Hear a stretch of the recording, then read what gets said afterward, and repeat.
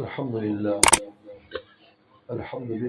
نحمده ونستعينه ونستغفره ونؤمن به ونتوكل عليه ونعوذ بالله من شرور أنفسنا ومن سيئات أعمالنا من يهده الله فلا مضل له ومن يضلل فلا هادي له ونشهد أن لا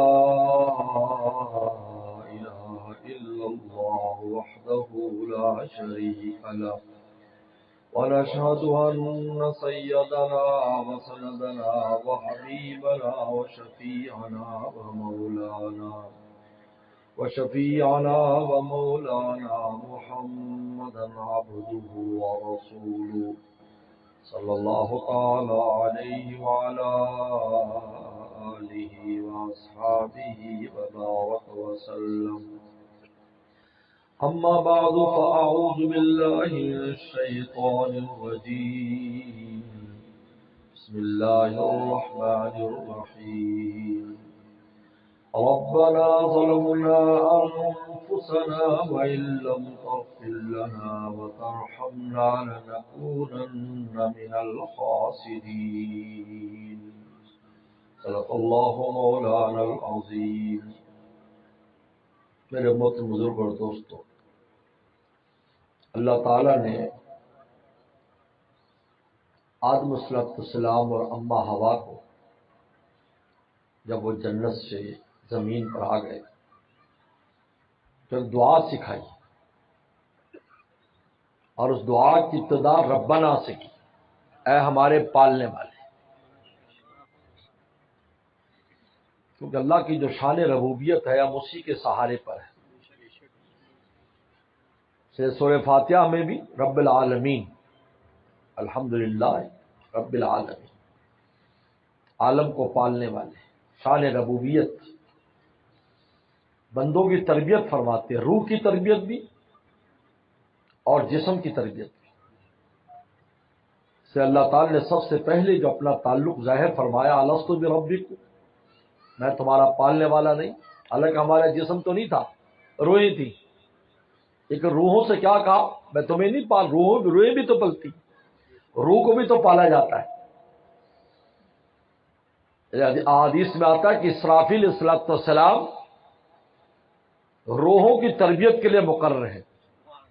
لیکن قیامت جب سور پھونکا جائے گا تو ان کے سور میں ساری روحیں ہوں گی. وہ جب پھونکیں گے تو جہاں جہاں بھی جسم ہوگا وہ اس سے متصل ہو گئی اور انسان وہاں سے کھڑے ہو جائیں گے.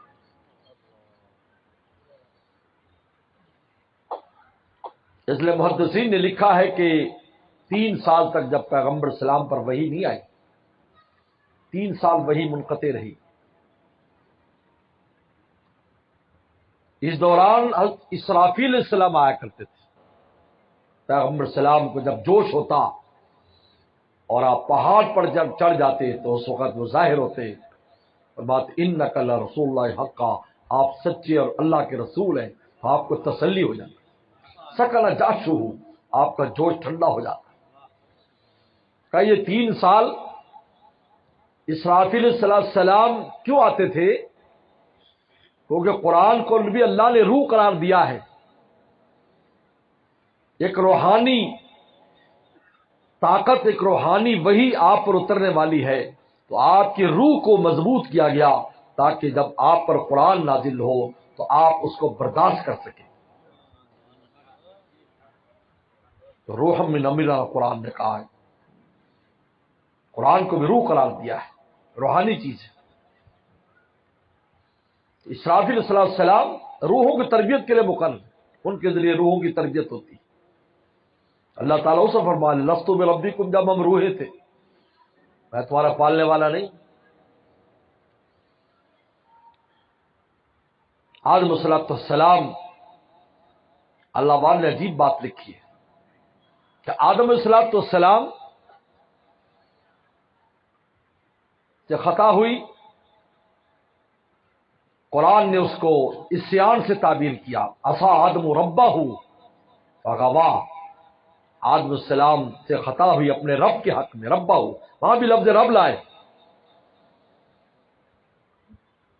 اور غلطی میں پڑ گئے. لیکن دوسرے مقام پر فرمایا نسی آدم ولم نجد لہ عزما، آدم تو ہمارا بھول گیا تھا اور اس کے دل میں کوئی غلطی کرنے کا ارادہ نہیں تھا. اس جگہ فرما رہے،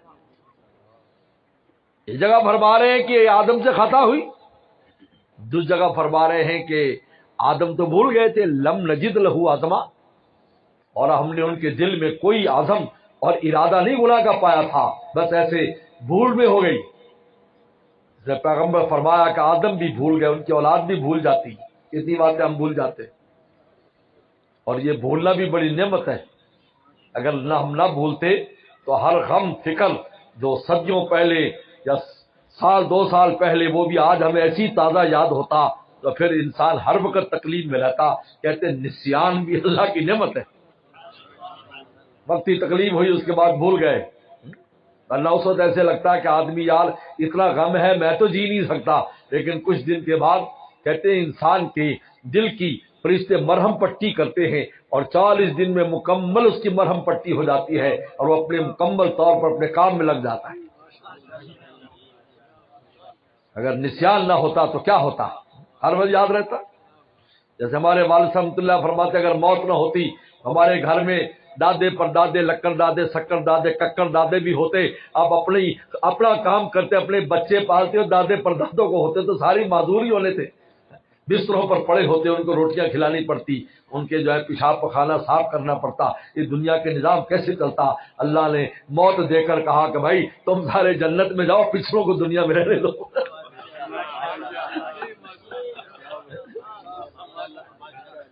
ورنہ پھر دنیا میں کیا ہوتا ہے بولو؟ بڈھے بڈھے ہر گھر میں 10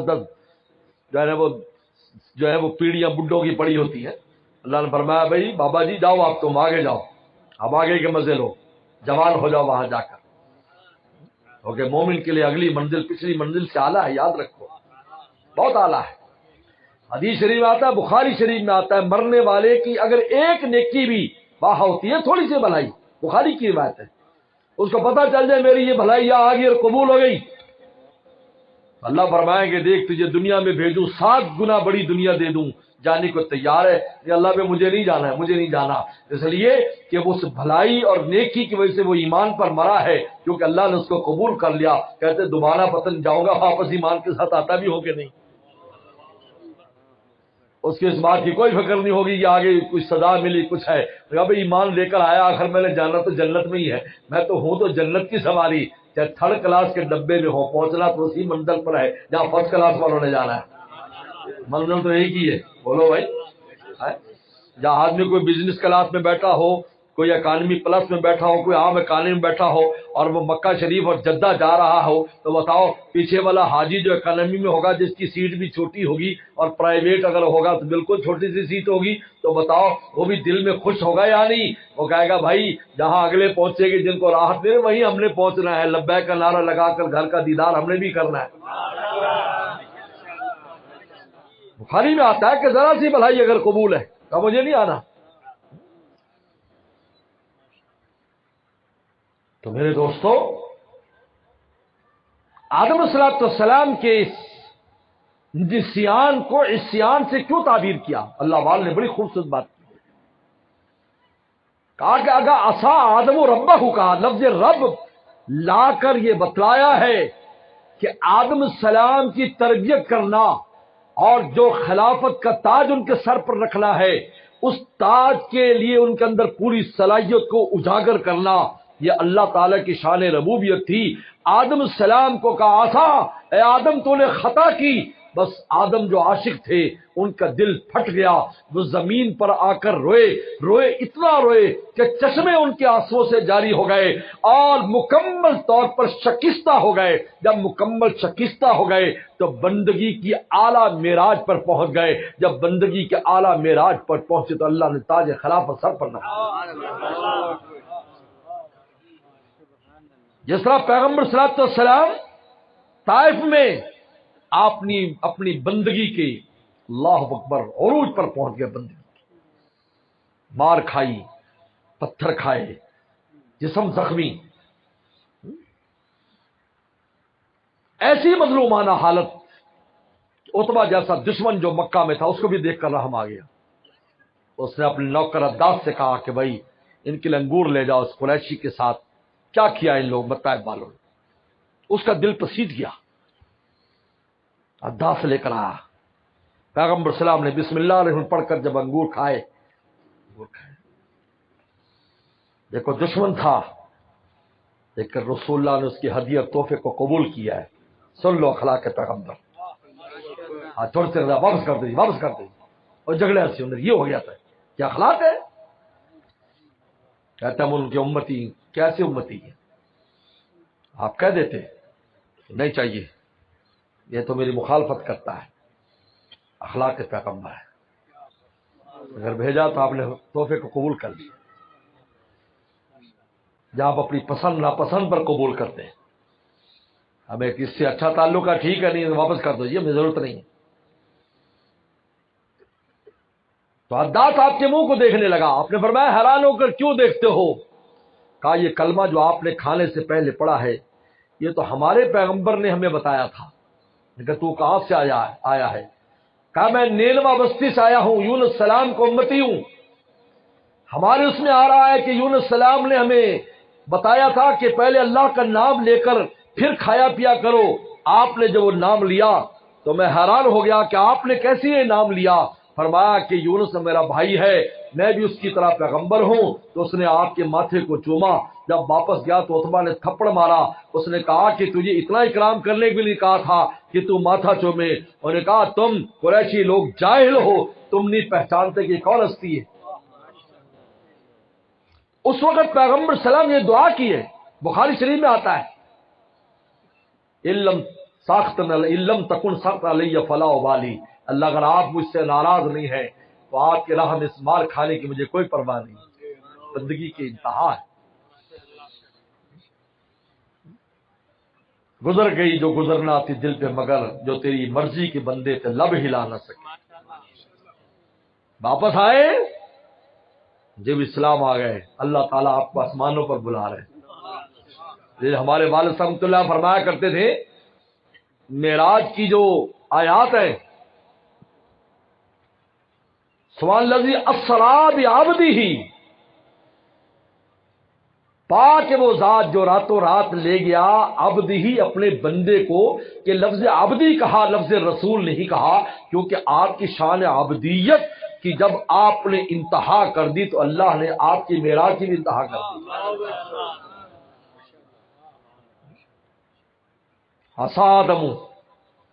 آدم غلطی کی عاشق تھے تڑپ اٹھے قدموں میں گر گئے اللہ تعالیٰ کی. 40 دن تک سر نہیں اٹھایا. 40 دن تک روئے. کہتے ان کی آنکھوں سے جو آنسو تھے چشمے جاری ہو گئے اور ان چشموں سے یہ پھول خوشبودار پھول پیدا ہوئے. یہ خوشبودار پھول کیونکہ آپ کے آنسو معمولی آنسو نہیں تھے. عام گناہگار کے آنسو معمولی نہیں ہوتے. حدیث میں آتا ہے ایسے زمین پر آنسو گرتا ہے اس کو فوراً فرشتے اوپر لے جاتے ہیں. قیامت کے دن جب جہنم اہل معاشر پر زور کرے گی تو اس کو پیچھے ہٹانے کے لیے ان گناہگاروں کے پشیمان ہونے والوں کے آنسو کا جو پانی ہوگا اس کو جب چھڑکیں گے تو جہنم پیچھے ہو جائے گی ڈرے گی. ان آنسو میں طاقت ہے کہ مجھے بجھا دے کیونکہ جب کوئی گناہگار ہوتا ہے تو اللہ تعالیٰ اس کے گناہ معاف کر دیتے ہیں. جو جہنم کا سبب ہے اللہ اس سبب ہی کو ختم کر دیتے ہیں. اللہ نے ان آنسو میں یہ طاقت رکھی. لے میرے مرشد نے جب سب سے پہلے میرے مرشد شاہ حکیم اختر صاحب رحمت اللہ علیہ خانہ کعبہ میں حاضری سب سے پہلے حاضری تو اس وقت یہ اشعار حضرت کیے ہوئے تھے نہ گلوں سے مجھ کو مطلب نہ گلوں کے رنگ و بو سے کسی اور سمت کو ہے میری زندگی کا دھارا جو گرے ادھر زمین پر میرے اشک کے ستارے. اپنے گناہوں پر میں رویا اللہ گھر میں آ جو گرے ادھر زمین پر میری اشک کے ستارے تو چمک اٹھا فلک پر میری بندگی کا تارا.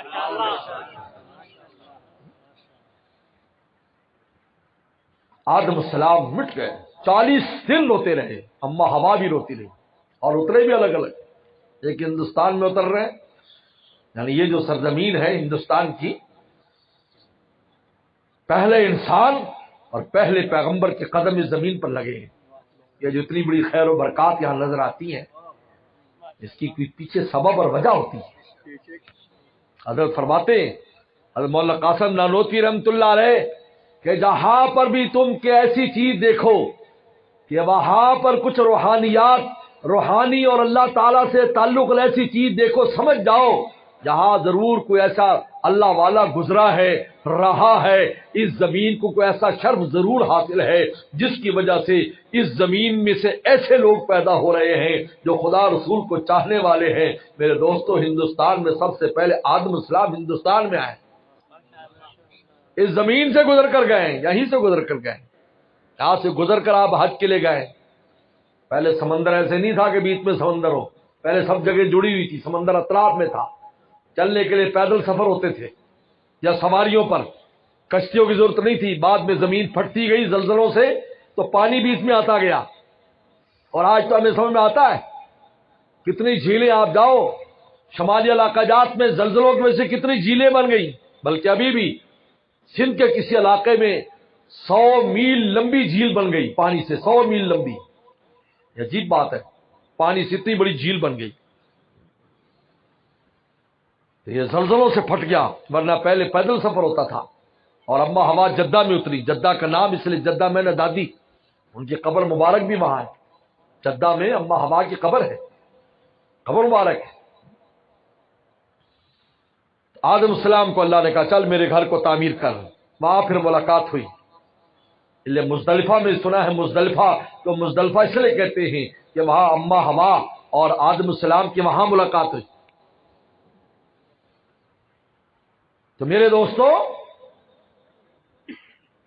اللہ تعالی نے بندگی پیدا کرنے کے لیے جو عنوان اختیار کیا، آدم غلطی کر دی، عاشق تھے، تڑپ اٹھے. کیونکہ عاشق کے لیے تو یہ تصور سے جان جاتی ہے کہ میرا محبوب مجھ سے ناراض ہے، تصور سے جان جاتی ہے. کہتا اللہ کا جو عاشق ہوتا ہے اس سے خطا ہو جائے، رو رو کر جب تک مولا کو نہ منال اس کو چین نہیں آتا.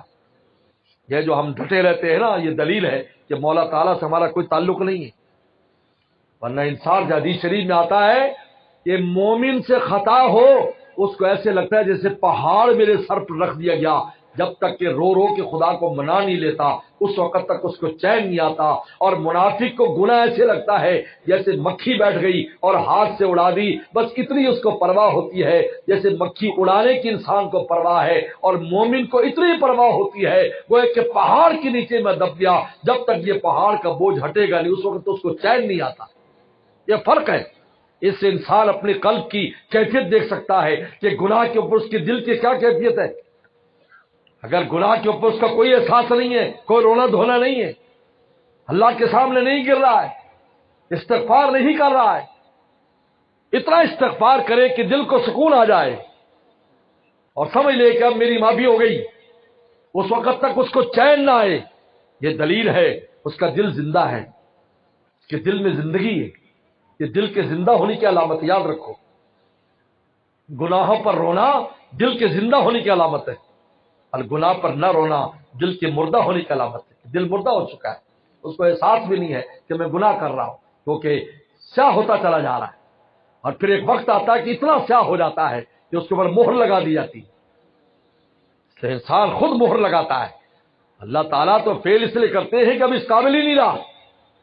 جس طرح ڈاکٹر فیصلہ کر دیتے جناب آپ نے اپنے علاج کی توجہ نہیں کی، آپ کے یہ عضو بالکل ختم ہو چکا ہے، بس اب اس کو کاٹا جائے گا، اب اس کے اندر زندگی کی کوئی رمق نہیں، تو آپ ڈاکٹر کو قصوروار بنائیں گے کہ جناب آپ قصوروار ہیں، کیا آپ نے کہا کہ جناب اس کو کاٹنا پڑے گا؟ تو کہا بھائی ہم کیسے قصوروار ہیں؟ بھائی آپ ہی نے خیال نہیں کیا، اس زخم کا خیال نہیں کیا. اب بغیر کاٹے آپ کی زندگی بچنے والی نہیں ہے. میرے دوستو، اللہ تعالیٰ بھی مہر وسط لگاتے ہیں جب بندہ گناہ کر کر کے دل کو اس قدر سیاہ کر لیتا ہے کہ اس میں ہر طرح کی صلاحیت ختم ہو جاتی ہے. جس طرح دانا جو ہے کتنا خوبصورت اور کتنا اچھا دانا کیوں نہ ہو، کتنا اچھا بیج کیوں نہ ہو، اعلیٰ قسم کمپنی کا بیج ہو، لیکن اگر آپ اس بیج کو توے پر بھون لیں اور اس کو آپ اگر کڑائی کے اندر بھون لیں تو آپ مجھے بتائیں اس کو کوئی زندگی دے سکتا ہے اس بیج کو؟ کوئی کھاد اس کو اگا سکتی ہے، کوئی پانی، کوئی زمین اس کو زندگی دے سکتا ہے؟ نہیں میرے دوستو، بالکل اسی طرح جب انسان اپنے دل کی صلاحیتوں کو اس کو فنا کر دیتا ہے گناہ کر کر کے، تو پھر اس کے اوپر اللہ مہر لگا، جب یہ بیکار ہے، اب اس میں دوبارہ کبھی زندگی پیدا ہونے والی نہیں۔ لیکن اس سے پہلے زندہ ہے، اللہ کے سامنے روتا ہے۔ میرے مرشد نے ایک بات ہمیں بتائی تو مجھے بہت پرانا واقعہ یاد آیا۔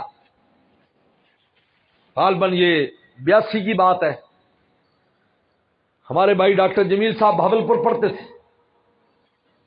تو میں وہاں پر ٹرین سے وہاں آتا تھا، پھر وہاں سے بھاول نگر جب کراچی سے میں آتا، میں وہاں اترا تو ان کے ایک دوست تھے، تبلیغ جماعت کے تھے، تو وہ نے کہا کہ بتائے میرا تعارف کرایا، تو انہوں نے کہا مجھے بہت ضروری کام ہے، بہت بہت اہم کام ہے، ان سے مجھ سے بات کرنی، مجھے بات الگ لے گئے۔ کہا کہ حضرت یہ کیا بات ہے کہ ہماری کلاس میں ہر طرح کے لڑکے لڑکیاں اکٹھے پڑھتے ہیں، میرا حال یہ ہے کہ میں اگر کسی سے بات بھی کر لیتا ہوں تو میرے دل کے اوپر بہت اثر ہو جاتا ہے، میرے پاس بھی اگر کوئی آ جائے تو میرے دل پر اثر ہو جاتا ہے، لیکن میں اپنے دوستوں کو دیکھتا ہوں کہ وہ تو اتنے قوی ہیں کہ وہ ہاتھ بھی ملا لیتے ہیں، ساتھ بیٹھ بھی جاتے ہیں، گپ شپ کرتے ہیں، ان کو کچھ نہیں ہوتا، لیکن میرے پر بہت اثر ہوتا ہے، میں بہت گناہگار ہوں، میں بہت برا ہوں، اس طریقے پر اس کے دل میں یہ بات ہو اور وہ یہ بات کر رہا ہو۔ میں نے شیخ سے تازہ بات سنی تھی، میں نے کہا آپ تو ڈاکٹر ہیں، آپ بتاؤ کسی کو فالج ہو جائے، اللہ معاف فرمائے، اللہ سب کی حفاظت کرے، دائیں یا بائیں کسی طرف، اور اس کے ہاتھ پر کوئی 100 ڈنڈے مارے، اس کو احساس ہوگا؟ کہا کہ نہیں۔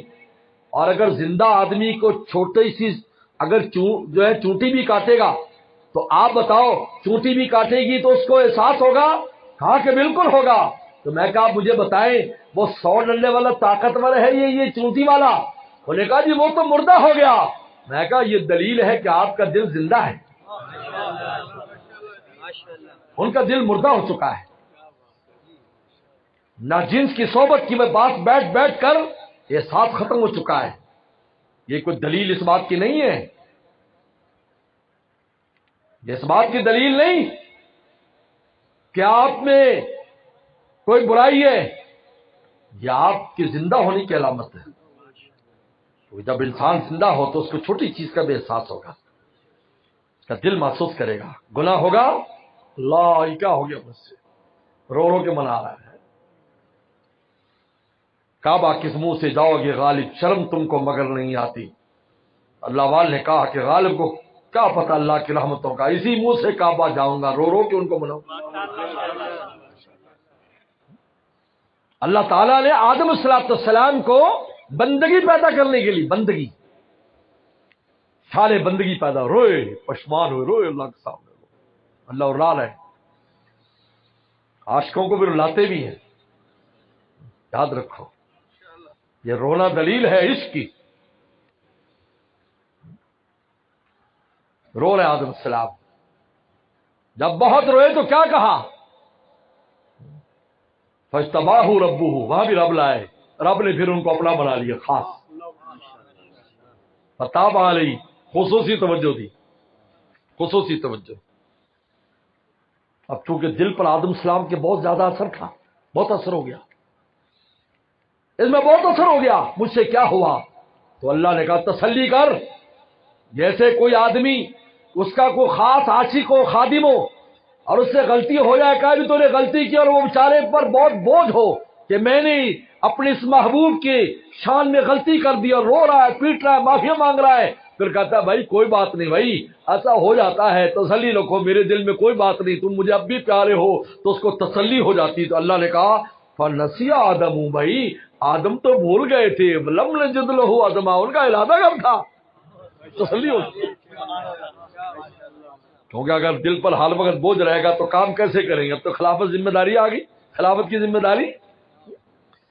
میرے دوستو، آدم علیہ السلام کے ساتھ اللہ تعالیٰ کو یہ نظام بتا رہا ہے کہ انسان کی معراج بندگی میں शैतान दो तरह से तबाह करता है, सुन लो, एक अमल के जरिए कि गुनाह कराएगा, और एक फिक्र के जरिए कि नेकी करेगा तो अपने अंदर उसके किबर पैदा करेगा, रियाकारी पैदा करेगा, मैं बहुत अच्छा हूं, दिमाग में ये बात बिठाएगा। ये बंदगी के खिलाफ है।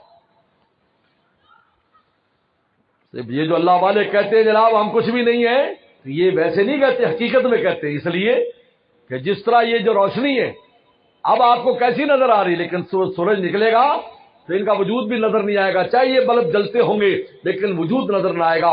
जब अल्लाह की अज़मतें किस पर खुल जाती है तो उनको अपना वजूद भी महसूस नहीं होता कि हम भी कोई चीज है। चाहे लोग उनको सारी चीज समझे लेकिन वो समझदार तो कुछ भी नहीं है, उन पर यह कैफियत रहती है। हजरत शेख ज़करिया रहमतुल्लाह अलैह कितने बड़े इंसान थे। हजरत बिनोरी रहमतुल्लाह अलैह और सैयद बद्र आलम मेठी रहमतुल्लाह अलैह मुआजा शरीफ पर सलाम करने के लिए आ रहे हैं बाबू सलाम से। दोनों सैयदजादे, दोनों पैगंबर सलाम के औलाद आ रहे हैं। तो शेख ज़करिया कहीं बैठे थे, दौड़े, ठहरो ठहरो, सलाम क्या, ठहरो ठहरो ठहरो, कहां जा रहे, ठहरो ठहरो, मुझे भी साथ ले जाओ ताकि मेरी हाजिरी कबूल हो जाए। क्या हालात है, क्या हाल है। सोचने की बात है कि तुम सैयदजादे हो, तुम तो रसूलुल्लाह के औलाद हो, तुम पर तो नजर इनायत पड़ेगी, मैं भी तुम्हारे साथ जाता हूं, मेरा भी काम बन जाए।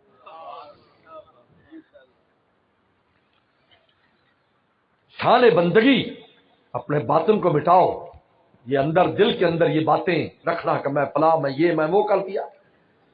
याद रखो जो इंसान को नेकी की तौफीक है रब ताला की तरफ से, हमारा कोई कमाल नहीं है।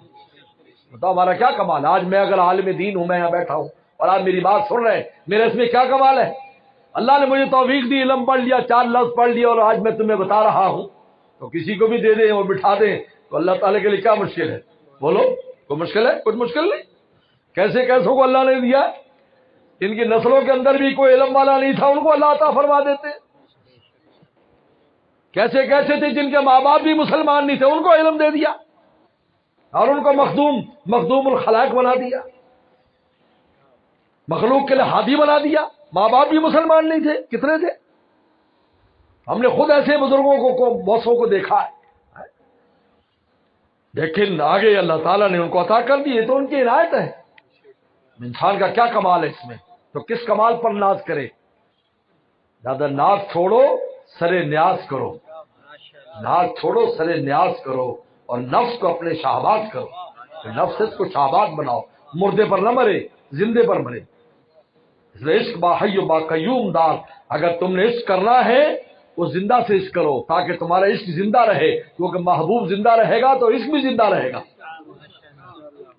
इश्क बाहय्य बा कयूम दार, इश्क बा मुर्दा न बाइशत पायदार, लेकिन मुर्दा से इश्क करोगे पायदार नहीं है, इसलिए कि वो जिंदगी में भी मुर्दा है। इसलिए कि जिसको तुम जिंदा समझ लो और उसने कल मरना है, परसों मरना है, तो आप समझो अभी से उस मुर्दा होने का असर उसमें मौजूद रहेगा। जिस तरह दुनिया की नेमतें मैं और आप इस्तेमाल करते हैं, लेकिन इनमें फनाइयत है, फना का असर है इनमें, और जन्नत की नेमतों में बका का असर है, उनमें जमीन आसमान का फर्क होगा।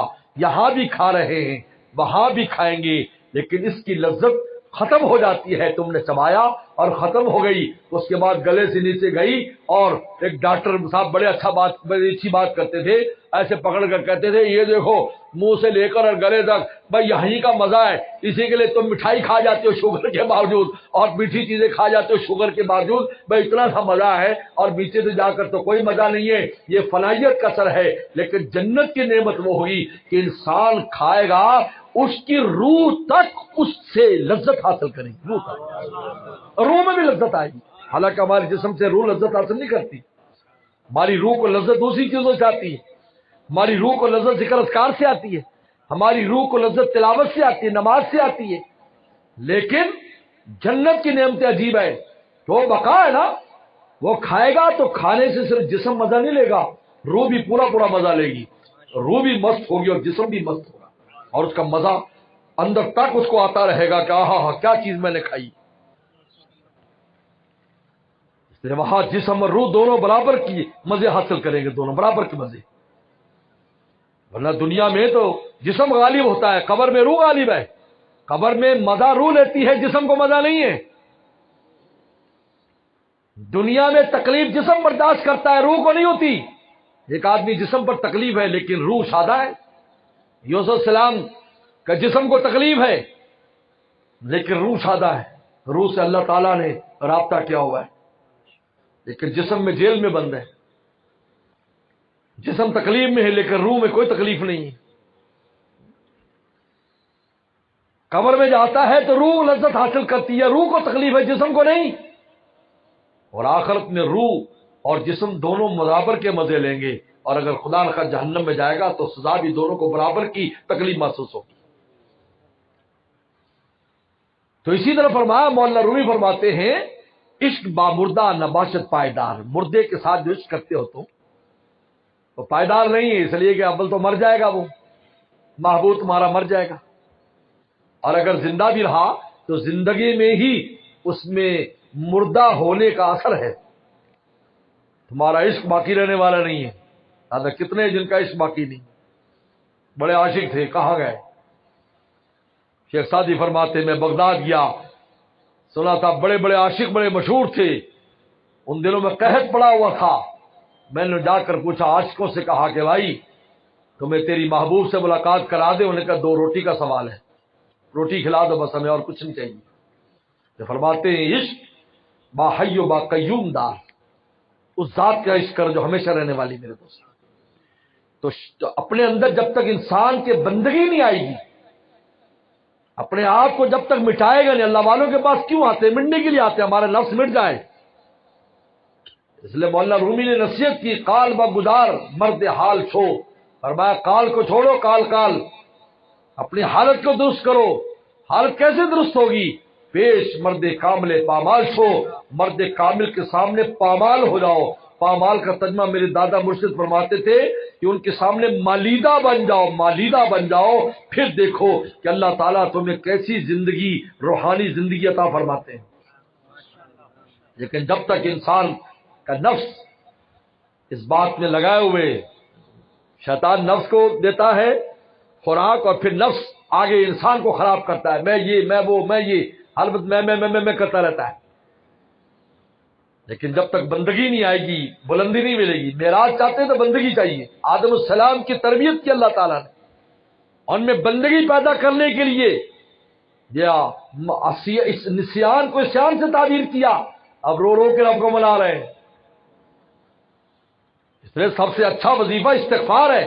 ہر انسان ہر وقت اپنا گناہگار سمجھے گا، اللہ بہت خطائیں ہیں، ان لوگوں کو خطا حدیث میں آتا ہے، تم سارے خطا کار ہیں، تم جس مقام پر بھی ہو اپنے مقام کے اعتبار سے خطا کر رہے ہو۔ خیر الخطائین توابون، بس توبہ کرتے رہا کرو، ہر وقت توبہ کرو، ہر وقت اللہ سے معافی مانگ، اللہ میں معاف کر دیجیے۔ نیکی کے بعد بھی معافی ہے، گناہ کے بعد تو ہے ہی معافی، نیکی کے بعد بھی معافی مانگ، اللہ معاف کر دے، جیسے تیری شان تھی ویسے کر نہ سکے۔ عطا سلمی رحمۃ اللہ علیہ بہت بڑے تابعی ہیں، مسجد میں آتے تو مسجد میں نہ جاتے، اگر مسجد میں کوئی نہ ہوتا کھڑے رہتے، جب کوئی مقتدی آتا تو ساتھ جاتے نمازی کے۔ حضرت آپ کیوں باہر کھڑے رہتے؟ ہم نے دیکھا سردی ہوتی ہے آپ باہر کھڑے ہوئے۔ انہوں نے کہا مجھے ڈر لگتا ہے، دربار میں جاتے پکڑا نہ جاؤں، کوئی آتا تو اس کے سہارے چلا جاتا ہوں۔ اتنے بڑے تابعی، اندر کا احساس یہ۔ نماز پڑھ کر نکلتے، چہرے پر عجیب ان کی کیفیت ہوتی، جس طرح کوئی جرم کر کے آئے۔ انہوں نے کہا حضرت آپ کے چہرے پر ایسی پشیمانی ہوتی جیسے کوئی جرم کر کے آئے، حالانکہ آپ کی نماز کو دیکھ کر تو ہم اپنی نماز درست کرتے ہیں، تو رو کر فرمایا کرتے اپنی نماز کو دیکھتا ہوں اور ان کی عظمتوں کو دیکھتا ہوں، شرم میں ڈوب جاتا ہوں۔ یہ میں پیش کر رہا ہوں خدا تعالیٰ، گناہ تو دور کی بات، اللہ معاف فرمائے، اللہ میں معاف فرمائے۔ اس لیے میرے دوستو، اور جب انسان بندہ کب کہلاتا ہے؟ جب ان کی مان کے چلتا ہے، اپنی مرضی کرتا تو بندہ نہیں ہے۔ جس لمحے ہم اپنی مرضی کرتے ہم بندے نہیں ہیں، ہم اللہ کی بندگی سے نکل جاتے۔ بندہ تو ہے جو مان کے چلتا ہے، بندہ تو غلام کو کہتے ہیں۔ غلام کا مطلب کیا ہے؟ ہر وقت غلام ہے۔ جو پہلے غلام ہوتے تھے وہ ہر وقت غلام ہوتے تھے، 24 گھنٹے غلام، کھانا پینا بھی غلام، کپڑے بھی غلام، اس کی اولاد بھی غلام، اس کی کمائی بھی غلام، حالانکہ کمانے والے ہوتے تھے، بہت بڑے ماہر ہوتے تھے، ان کے نوکر ان سے کام کرایا کرتے تھے، یہ کام کرو وہ کام کرو، اور جو کما کے لاتے وہ مالک کی ملکیت ہوتا، ان کی ملکیت نہیں ہوتا تھا، وہ چاہے دے دے چاہے نہ دے، اس کی اولاد شادی کر لیتا، مالک کی اجازت سے، اجازت تھی لونڈیوں کو اور غلاموں کو شادی کی، لیکن جو اولاد پیدا ہوتی وہ مالک کی ملکیت ہوتی۔ عجیب بات ہے، اولاد بھی ملکیت ہوتی، آزاد نہیں ہوتی تھی، اس کے مالک کی ملکیت ہوتی، وہ چاہے ان کو بیچ دے چاہے کچھ بھی کرے، وہ غلام کہلاتا، وہ بندہ کہلاتا ہے۔ ہم اللہ اگر اپنی مرضی کریں گے تو کہاں سے غلام ہے؟ تو شان بندگی کا مطلب کیا ہے کہ ہمارا کوئی عمل اللہ تعالیٰ کی مرضی کے خلاف اگر ہو جائے تو فوراً معافی مانگ، اللہ ہمیں معاف کر دے، ربنا ظلمنا، اللہ ہم سے ظلم ہو گیا، معاف کر، ربنا انفسنا، ہم نے ظلم کیا، اپنے اوپر ظلم کیا، ہم نے ظلم کیا، آپ ظلم کرنے والے نہیں ہیں۔ یہ تعبیر بتا رہی ہے کہ انسان اپنا نقصان خود کرتا ہے، اللہ تعالیٰ نقصان نہیں کرتے۔ لیس بظلام لیس بظلام، لکھا لیس بظلام، ظلام یعنی ذرا بھی اللہ اپنے بندوں پر ظلم نہیں کرتے، ذرا بھی۔ جہاں منہ بھر کے کہہ دیتے اللہ تعالیٰ نے وہ کر دیا، یہ نو توبہ توبہ توبہ، اللہ فرماتے میں ذرا بھی ظلم نہیں کرتا، تم اپنے آپ پر خود ظلم کرتے ہو، خود تمہارے اعمال تمہارے افعال اس قابل ہو جاتے ہیں، ہمارا غیبی نظام وجود میں آ جاتا ہے۔ آج ہی میں ایک جگہ پڑھ رہا تھا کہ اٹلی کے اندر ایک شہر ظاہر ہوا ہے، ابھی اٹلی کے اندر ایک شہر ظاہر ہوا سمندر میں سے، ابھی آیا ہوا اخباروں میں بھی، اس کی تفصیل 2000 سال پہلے خدا کا عذاب ان پر آیا، سمندر میں غرق کر دیا اللہ نے اس کو، سب عیاش ہو گئے تھے۔ اس میں لکھا ہے، یعنی جس نے جو چشمدید گواہ تھا اس نے کئی سو سال، ہزاروں 2000 سال پہلے لکھا یہ تاریخ میں، اردو لوگوں کو بات سن میں نہیں آئی، انہوں نے لکھا کہ پورے یورپ کے عیاشی کا اڈا تھا یہ، جس نے کوئی بدماشی کرنی ہو سفر کر کے یہاں آتا تھا، اور وہ کہتے تھے ہمیں کوئی پکڑنے والا نہیں ہے۔